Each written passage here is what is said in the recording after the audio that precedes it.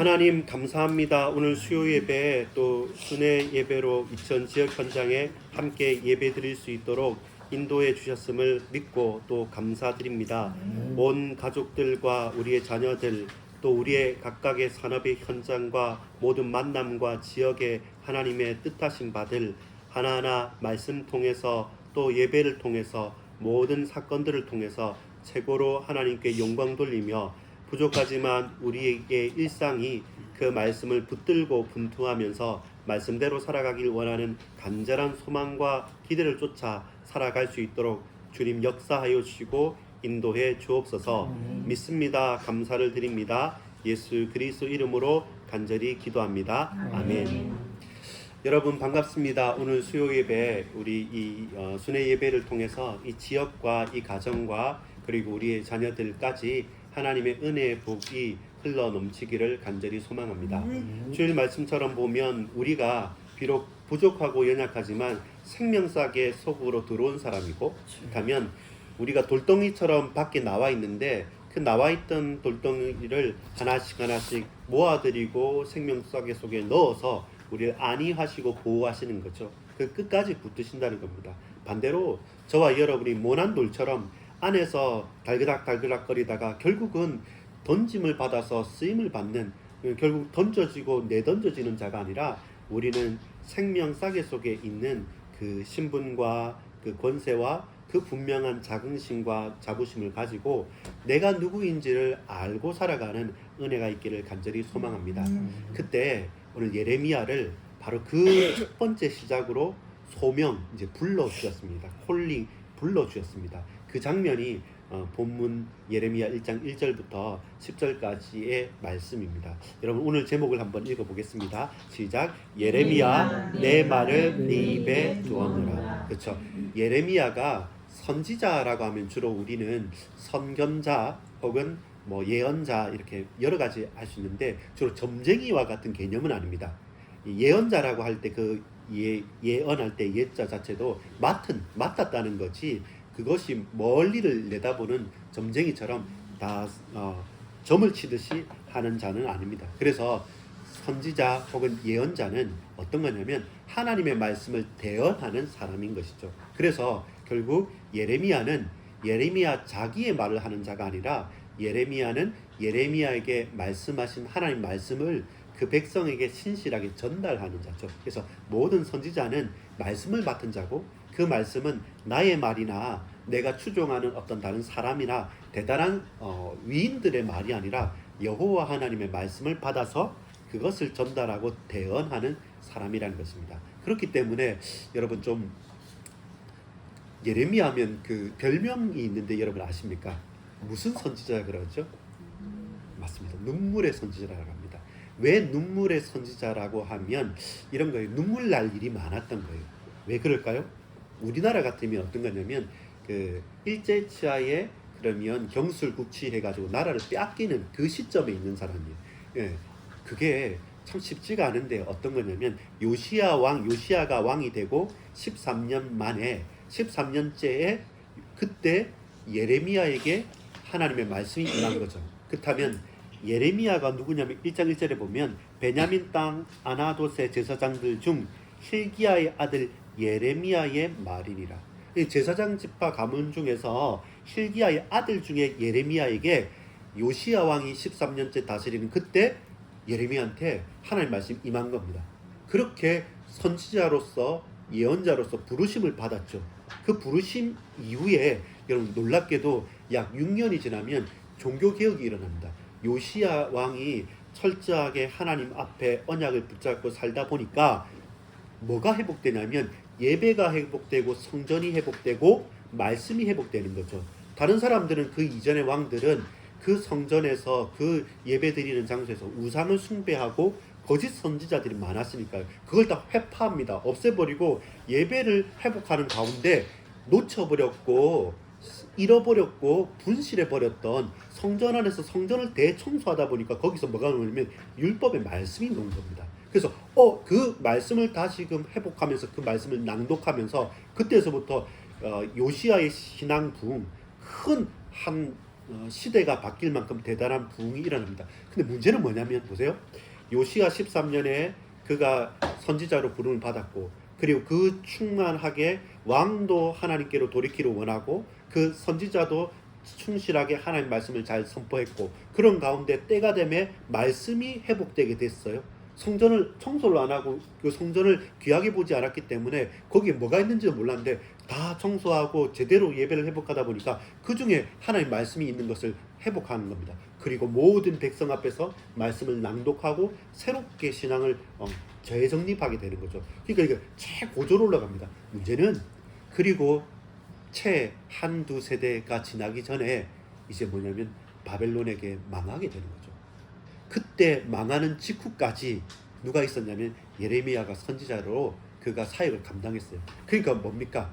그가 나는 부족합니다. 나는 힘이 없습니다. 나는 아이입니다. 난 말 못합니다. 라고 그가 나의 부족함을 말할 정도로 하나님께서 그를 붙들어 주셔야 될 선지자이면서 동시에 그가 최고로 신앙이 영적으로 힘을 얻는 그 가장 좋은 시절도 봤어요. 그러면서 나라가 망하지는 않았거든요. 그 전까지 막 이렇게 넘어졌다가 다시 회복했다가 이렇게 하는데 실제로 내 눈앞에서 마지막 왕이 두 눈이 다 뽑혀가지고 포로로 끌려가는 마지막 끝을, 나라의 끝을 보는 것까지가 그의 사역이니까, 그러니까 눈물의 선지자가 된 거죠. 수많은 눈물을 뿌리는 거죠. 이들이 회복해서 하나님 앞에 나아가는 것도 보고, 근데 그것이 무색할 정도로 급속하게 타락하면서 모든 게 다 깨어지고 망가지는 것까지 같이 보는 거죠. 그 가운데 끝내 이제 백성들이 안 듣죠. 그는 하나님의 말씀을 전달한 예언자이기 때문에, 대언자이기 때문에 이렇게 하면 안 된다, 망한다. 그리고 예레미야가 친바벨론파로, 여러분 예레미야 33장에 보면 예레미야를 가둡니다. 왜냐하면 예레미야가 말하거든요. 우리가 망하게 되었다.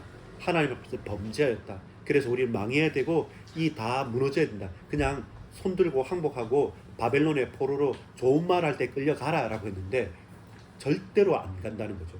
하나님은 이스라엘의 하나님이고 예루살렘 성전이 있는데 이 예루살렘 성전 절대로 안 무너진다고 그렇게 호언장담하고, 그게 백성들이 듣고 싶은 말이었고 왕이 하고 싶은 말이었고 또 다른 거짓 선지자들이 했던 말입니다. 그러니까 여러분, 바벨론이 어느 한날에 갑자기 예루살렘 성전을 함락한 게 아닙니다. 근 3년 정도를 진치고 있었던 거죠. 난공불락의 요새죠. 왜냐하면 높은 산 위에 그 위에 딱 이제 들려 있는 예루살렘 요새처럼 돼 있으니까 웬만해서는요 이게 함락이 잘 안 됩니다. 그러니까 바깥에서 둘러싸고 수년을 계속 씨르면서 이제 음식도 못 먹게 뭐 여러 가지 작전들을 하면서 계속 통제를 하죠. 근데 그 안에서 버티는 것이 딱 하나, 이곳은 예루살렘이고 이곳은 하나님의 성전이 있고 우리는 안 망하고 우리는 선민이다. 그거 하나만 가지고 있는데, 그러다 보니까 어떤 기록에 보면 뭐냐면 그 먹을 게 없으니까 서로 죽은 사람 인육을 먹고 합니다. 그러니까 본인들은 율법이나 이런 부분들을 다 무너뜨릴 만큼, 무너질 만큼 큰 환난과 고통 속에 빠질 수밖에 없게 되는 거죠. 그러면서도 정작 가장 중요한, 가장 필요한 하나님의 말씀과는 멀어진 거죠. 그래서 이제 바벨론이 철저하게 응징을 한 겁니다. 함락이 다 되고 이제 손 들었는데 끝까지 몇 년 동안 너희가 내 말 안 들어? 이것 봐라, 안 되겠네 하면서 아예 모든 싸그리 다 회파가 당하는 거죠. 그래서 하나님께 그걸 알고 지금은 망해야 될 때고 지금은 허물어져야 될 때니까 너희들 잡혀가라고 했는데 아니다 하면서 정작 하나님의 말씀은 듣지도 않고 청종하지도 않고 순종하지도 않아서 결국 더 큰 비극의 초래가 됐던 거죠. 여러분, 예레미야라는 그 말 뜻이 뭐냐면, 여러분 엘리야, 예레미야 야자가 많지 않습니까? 야가 여호와라는 그 약자입니다. 그러니까 제가 이번 주에 말씀드린 것처럼 주로 사람 이름이 신명이 많다 했잖아요. 그래서 여호와께서 허물어뜨리신다, 깨뜨리신다는 뜻이에요. 근데 그게 좀 신기하고 놀랍게 뭐냐면 깨뜨리신다는 단어하고 반대되는 단어가 같이 있어요. 예레미야라고 하면 여호와께서 깨뜨리신다, 흩으신다, 그리고 여호와께서 세우신다. 그 반대되는 말인데 예레미야라는 뜻에 같이 있어요. 근데 그걸 여러분 이해되는 게 전 딱 하나가 이해가 되더라고요. 허물어뜨리고 다시 세우는 작업이 공통적으로 일어나는 게 있습니다. 그게 뭡니까? 건축이에요. 그렇죠? 건축은 무너뜨리고 없애놓고 새로 세우는 거지 않습니까? 터를 닦아가지고 하는 거잖아요. 그처럼 제대로 집이 서고 나라가 서고 성전이 서기 위해서는 지금 이민족으로는 안 된다는 겁니다. 그래서 그들이 그토록 바라보고 그토록 자부심 가졌던 그 마지막 남은 예루살렘 성전, 그걸 하나님께서 허물어뜨리시고 다시금 내가 세우겠다는 그 바벨론의 포로기를 허락하시는 것이죠. 그래서 여러분, 예레미야를 부르시는 하나님의 음성을 우리가 들어야 됩니다. 어떻게 들어야 됩니까? 내가 깨뜨리겠다. 그리고 내가 다시 세우겠다.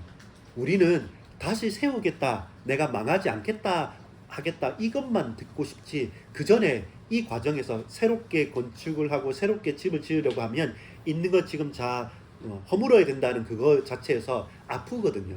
내가 가진 것, 나 이전까지 있었던 나의 선입견들, 내게 익숙한 것들, 내 체질들, 새롭게 갱신하고 싶고 살도 빼고 싶고 뭔가 새롭게 잘하고 싶으면 지금 있는 것과 반대로 가고 지금 있는 걸 무너뜨려야 되는데, 그거가 아픕니다. 사실 그 허물어뜨린다는 것 자체가 말은 쉽지만 힘듭니다. 그렇기 때문에 저와 여러분이 고민할 때 바로 예레미야 선지자가 그 역할을 감당한 거죠. 그래서 눈물의 선지자인 거죠. 그들이 흥하고 그들이 망하고 그들이 다시 회복할 소망까지를 주는 것이 예레미야가 대언할 메시지였죠. 그러니까 예레미야가 하는 말은 전부 다 모든 백성들이 다 듣기 싫은 말이었습니다. 듣기 싫은 말을 안 들을 것을 알고 계속 얘기를 해야 되는 거죠. 결과적으로 비참하게 나라가 망한다는 말을, 좋은 말도 3번 들으면 식상한데 안 좋고 망한다는 말을 그들에게 길을 열고 들으라고 계속 말하니까 사실 그 개인도 눈물 나고 그 나라를 봐도 눈물 나는 거죠. 그게 뭡니까? 소명이죠. 그걸 우리가 받은 거죠. 그걸 받았고, 그런데 인간의 자유의지, 우리가 하고 싶고 우리가 해주고 싶은 말은 위로하고 소망을 주고 힘주는 말은 좋아하니까, 듣고 싶어 하니까 하고 싶은 거겠죠. 근데 예레미야는 철저하게 망한다, 깨뜨려진다, 그러니까 지금 빨리 깨뜨려 주십시오, 지금 제대로 망해야 됩니다 라고 하니까 그 말은 듣기가 힘든 거죠. 왜냐하면 망하지 않고 깨뜨려지지 않으면 다시 세울 수도 없기 때문에 그렇습니다. 여러분, 예레미야의 이름, 깨뜨림과 세움의 과정에서 저와 여러분은 그 과정을 겪어가고 그 과정에서 도태되지 않고 멸망하지 않으려면 그 과정에서 하나님의 은혜를 기억하면서 살아가야 됩니다. 그것이 예레미야를 부르신 하나님의 음성을 듣는 방법입니다. 분명히 여러분, 깨뜨려뜨림이 있습니다. 근데 그게 목적이 아니라 무너뜨리고 다시 세우겠다고 하는 게 목적이에요. 제대로 세우기 위해서는 지금 있는 것을 허무는 작업이 필요합니다. 그래서 그 과정 하나하나를 하나님 은혜 가운데 그 말씀을 청정하고 순종하면서 걸어가는 것이 선지자의 소명이었고 그의 사명이었고, 오늘도 저와 여러분이 결국 나와 우리 가정과 우리 교회를 세우기 위해서 무너뜨리고 허물어뜨릴 것 있다고 한다면 하나님 그거 달게 받겠습니다. 그리고 내가 연약하고 내가 아이고 내가 부족하기 때문에 이 순간순간 하나님 은혜가 필요합니다. 주님, 나를 붙들어 주시고 내게 힘 주시고 내게 말씀 주시고 부족한 나에게 동역자들과 같이 신앙생활하는 이 가족들과 함께 할 수 있도록 주님 은혜를 베풀어 달라고 우리는 기도하는 거죠. 우리 병건이 이제 훈련받고 있으면 놓고 우리가 부모로서, 우리가 동역자로서 또 기도하는 거고, 우리의 자녀들이 또 저와 여러분이 각각의 산업의 현장에서도 이거 무너질 때, 이거 연약할 때, 그때도 하나님 그렇다면 깨뜨려진다면 새롭게 회복하실 것을 놓고 내가 기도합니다. 주님 선하시 가운데 인도해 주옵소서. 그걸 인내하면서 소망을 가지며 걸어가겠습니다 라는 것이 예레미야가 백성들에게, 또 백성들이 하나님의 음성을 들으면서 회복해야 될 것이었습니다. 본론입니다. 제목을 읽어보겠습니다. 소명자, 당신은 하나님의 부르심에 응답할 수 있습니까? 선지자 예레미야가 살았던 그 시대가 어떤 환경이었습니까? 1절부터 3절까지 보면 선지자 예레미야의 출신과 그 배경을 먼저 살펴볼 수 있습니다. 그가 기본적으로 하나님의 말씀과 하나님의 말씀의 흐름과 그리고 하나님의 말씀과 가까이 있었던 사람이고, 그 개인뿐만 아니라 그 가정과 가문이 하나님의 말씀과 떨어져 있지 않고 친했던 사람입니다. 그래서 어느 날 갑자기 불을 받거나 갑자기 특별한 사건 가운데 뿅 하고 나타난 것보다는 하나님께서 택하신 바 그 개인과 그 가정과 그 가문과 그 현장에 이유 있는 걸음들이 있는 것이죠. 그걸 무시하면 안 됩니다. 그래서 저와 여러분은 할 수만 있다면 어느 시간표인지 모르지만 우리의 자녀들이 각각의 현장에서 말씀과 친하게 지내고 저와 여러분이 각각의 현장과 그 시간표에 맞게 우리에게 주어진 걸음들을 묵묵히 걸어가는 겁니다. 근데 이 시간표가 올 때가 있고 그때가 올 때가 있는 겁니다. 그때가 어느 때였습니까? 예레미야에게 있어서는 요시야 왕이 이제 제대로 뿌리를 내리고 역할을 할 때에서부터죠. 요시야가 어려서 왕이 됐거든요. 근데 그게 너무 쉽지가 않았습니다. 그래서 처음에는 휘둘렸습니다. 근데 요시야가 누구의 길로 가냐면 다윗의 길로 갔거든요. 다윗의 길로 갔기 때문에 다윗의 길이 뭐였습니까? 하나님께 묻는 왕이었습니다. 백성들 위에 군림하고 하나님의 뜻을 무시하는 왕이 아니라 하나님 이거 어떻게 해야 됩니까? 라고 하면서 항상 하나님께 물었던 왕입니다. 요시야도 마찬가지예요. 처음부터 아주 어린 나이에 왕이 됐기 때문에 아는 것도 없고 그 살벌한 왕궁에서 혈투 가운데서 살아남을 수도 없었기 때문에 계속 하나님께 여쭙고 묻고 예배드렸던 왕이기 때문에 이제 그 가운데서 13년이 지났을 때 이제 어느 정도 든든한 이제 토대를 맞이했을 때요. 그래서 마지막 불꽃 같아요. 요시야의 신앙 부흥, 신앙 개혁이란 것은 이스라엘이 완전히 불꽃이 딱 꺼지면서 흐트러질 그때 마지막 최후의 불꽃을 싹 사르듯이 이제는 이 요시야 왕과 예레미야 때 신앙의 부흥이 활짝 타오르는 말씀이 회복되는 그 시대를 또한 겪었어요. 그렇기 때문에 그것 가지고 끝까지 이 선지자가 낙심하지 않고 그리고 도망가지 않고 눈물을 흘리면서 끝까지 온몸으로 버텼던 것 같아요. 여러분 가장으로서 우리가 부모로서 그런 게 있습니다. 이게 잘 될 때는 모르겠지만 우리 가정이 위기다 혹은 우리 교회나 우리 현장이 참 어렵다. 근데 어려운 거 알고 더 힘들어질 것인지 알면서도 묵묵하게 몸빵으로 딱 버티는 거 있지 않습니까? 바로 그 역할을 예레미야가 한 거죠. 눈물 흘리면서. 고난 있습니다. 어려운 거 있습니다. 그런데 그럼에도 불구하고 그것은 누군가는 해야 될 일이기 때문에 그것은 신앙의 부흥을 맛보고 하나님의 언약의 응답과 은혜를 충만하게 맛본 사람이기 때문에 다른 사람한테 외면하고 밀어넣지 않고 끝까지 그 마무리하는 잘 지는 잘 마무리하는 역할을 예레미야는 가졌어요. 그래서 이 당시는 이스라엘의 멸망의 시대입니다. 그 더 이상 돌이킬 수 없는 마지막 시대를 거기에 소명을 받은 거죠. 그러니까 참 쉽지 않은 거죠. 듣기 싫은 말을 해야 되고 망하는 줄 알고 더 빨리 잘 망하자고 해야 되고 그리고 실제로 망하는 그 장면에 내가 온몸으로 버텨야 되니까 눈물 나는 것이죠. 그러나 눈물 흘린다고 뭐라 하지 않습니다. 그래서 말씀을 성취되어지는 말씀 속에서 내가 감당할 수 있도록 하나님 은혜를 간구하는 것이죠. 4절부터 9절까지 보면 이제 이렇게 말합니다. 4절부터 9절까지 우리 한번 같이 읽어보겠습니다. 여호와의 말씀이 내게 임하니라 이르시되 내가 너를 모태에 짓기 전에 너를 알았고 내가 내 배에서 나오기 전에 너를 성별하였고 너를 여러 나라의 선지자로 세웠노라 하시기로. 하나님께서 누굽니까? 예레미야를 부를 때 그 소명이 뭐고 그 사명이 뭐고 그 생명이 뭡니까? 무슨 고백을 할 수 있도록 하셨습니까? 내가 여호와의 말씀이 네게 예레미야에게 임하였고 내가 내 말을 너에게 주었다는 것이죠. 그게 예레미야의 소명이죠. 내가 하고 싶어서 한 사람이 아니란 겁니다. 내가 원해서 한 거기보다는 하나님께서 나를 부르셨기 때문에 군말하지 않고 고백하라는 겁니다. 근데 바로 따라오는 게 뭡니까? 두려운 겁니다. 우리에게 있어서 여러분 자만도 문제가 되는 거지만 두려움도 사실 저와 여러분이 주저하게 만들고 움직이지 못하게 만드는 거거든요. 결과적으로는 같습니다. 거기서 딱 얼음으로 굳게 만드는 겁니다. 5절 볼까요? 6절 볼까요? 내가 이르되 슬프도소이다 주 여호와여 보소서 나는 아이라 말할 줄을 알지 못합니다 하니 여호와께서 내게 이르시되 너는 아이라 말하지 말고 내가 너를 누구에게 보내든지 너는 가며 내가 네게 무엇을 명령하든지 너는 말할지니라. 부름을 받았는데 여러 나라와 여러 민족들의 선지자로 부름을 받았는데 제가 제사장 가문에 있지만 이게 촌이고 그렇게 유력한 가문도 아니고 뭐 대단한 사람도 아닌데 저 그냥 저 거기에 저 뒤쪽에 그냥 있는 그냥 공부도 1등도 아니고 그냥 보통 그냥 평범한 사람인데 갑자기 저에게 나에게 여러 민족과 여러 나라들에게 선지자를 하라니까 하는 이것은 아닌 것 같습니다. 저는 아이입니다. 저는 말할 줄 모릅니다. 라고 말을 하는 겁니다. 두 가지가 있습니다. 하나는 뭐냐면 우리가 교만하지 말아야 되지만 또한 절망하거나 두려워하지 말아야 됩니다.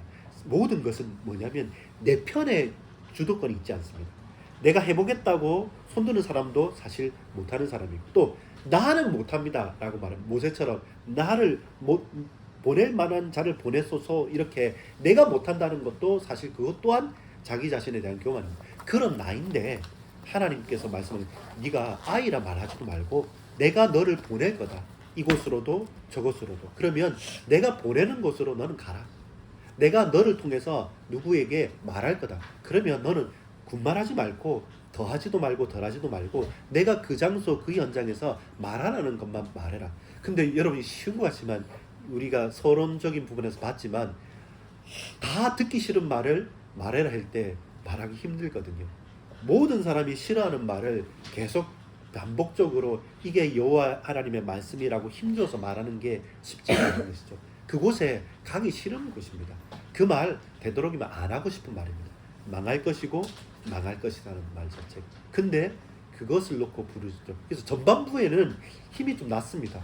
하고 싶은 말, 해야 될 말 모두 다 중요한 말을 하니까요. 근데 그 후반부에는 사실 이 눈물밖에 나지 않는 거죠. 그 시위대들에 가두어 놓을 정도로 듣기 싫으니까 왕과 백성들이 가두어 놓고 그 말하지 않습니까? 좌우 전부 다 맡겼고 오직 하늘만 뚫렸으니까 이를 행하는 여호와 그 일을 지어 성취하는 여호와께서 예레미야에게 다시 임하는 그 시간표까지 계속 말해야 됐던 부분들이니까요. 여러분, 하나님의 때와 시간표 그리고 나를 향하신 계획과 현장이 쉽지 않습니다. 어떤 때는 운명가인 것 같고 어떤 때는 내가 개척해야 되는 것 같고 근데 사실 운명도 아니고 우리 개척도 아닙니다. 하나님의 주권입니다. 하나님의 절대 주권입니다. 그 속에서 하나님께서 어느 때는 이것을 돌파하면서 개척하게 만들기도 하고 어떤 때는 내가 막다른 골목에 막혀 있는데 하나님께서 저와 여러분 선하게 또 이끄시기도 하고 이것은 우리가 어떻게 판단할 수 있는 것이 아니라 내게 운명도 아니고 내가 개척하는 것도 아니고 하나님의 주권 가운데 그 손 가운데 우리가 거기에 있는 것이죠. 그래서 내가 아이다 내가 하겠다 말겠다 그게 아닌 것이죠. 그래서 우리의 인생의 삶의 주도권을 주권을 하나님께 드리고 보내시겠습니까? 그럼 그리 가겠습니다. 말해야 됩니까? 그럼 말하겠습니다. 근데 그게 절대로 쉬운 것은 아니죠. 그러나 우리는 그렇게 부름받은 사람이라는 것을 아는 것이 중요합니다. 소명에 대한 거절은 대적자들을 향해서 놓고 봤을 때 두려움이 있었고 소명에 대한 확신은 어떤 응답이기보다는 하나님 그 자체에 있습니다. 왜냐하면 내가 너에게 말하게 하겠다. 내 말을 너에게 주었다. 그것이 예레미야가 예레미야 되는 선지자 되는 이유였습니다. 결론을 맺겠습니다. 결론 제목 읽어보겠습니다. 예레미야는 어떻게 사명을 감당할 수 있었습니까? 여러분 9절 10절을 같이 한번 읽어보겠습니다.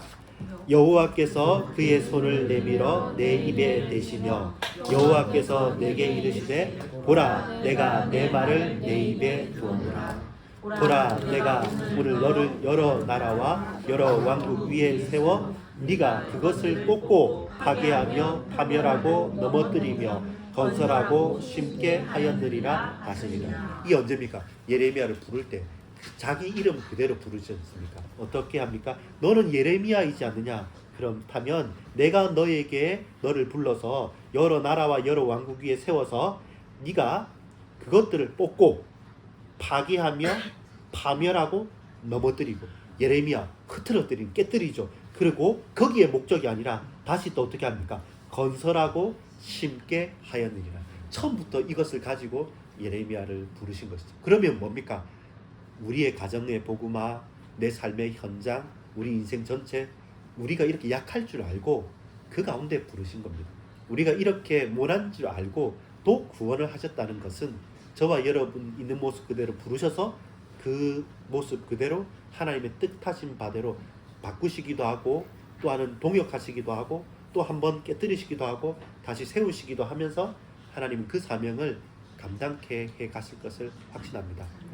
과정은 만만치 않습니다. 그러나 그래서 우리가 하나님의 은혜가 필요하고 그 속에서 우리 같이 말씀 가운데 예배로 나아가고 그 과정들을 은혜로 건너가는 것입니다. 그래서 예레미야의 현장은 여러 나라와 여러 민족이었습니다. 우리의 삶의 현장은 뭡니까? 지금 이곳입니다.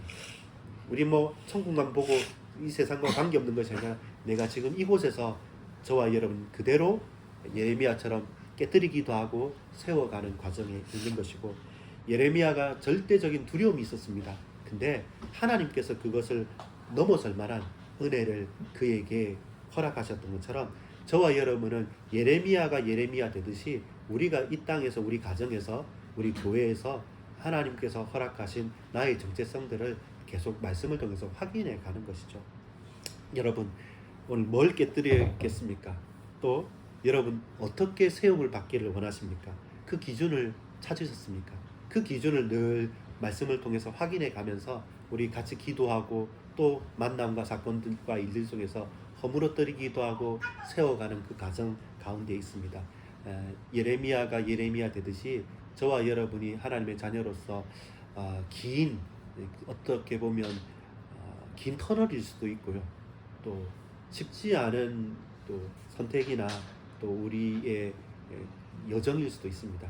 그 가운데 여러분 은혜를 잃지 않고 갈 수 있는 것은 허물어뜨리는 것의 목적이 아니라 결국은 세우는 것에 하나님의 계획이 있고 구원하시는 것에 있기 때문에 그걸 바라보고 지금의 시간표와 일들을 묵묵히 견뎌내시고 소망을 가지고 말씀을 통해서 답을 가지고 걸어가는 저와 여러분 되기를 간절히 소망합니다.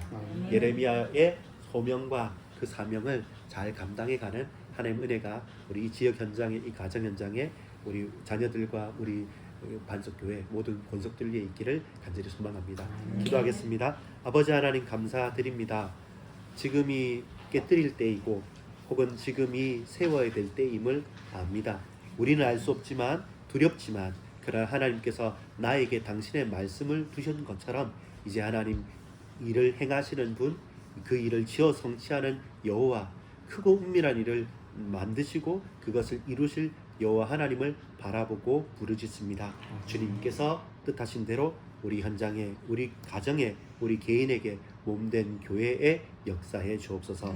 구주 예수 그리스도 이름으로 간절히 기도합니다. 아멘.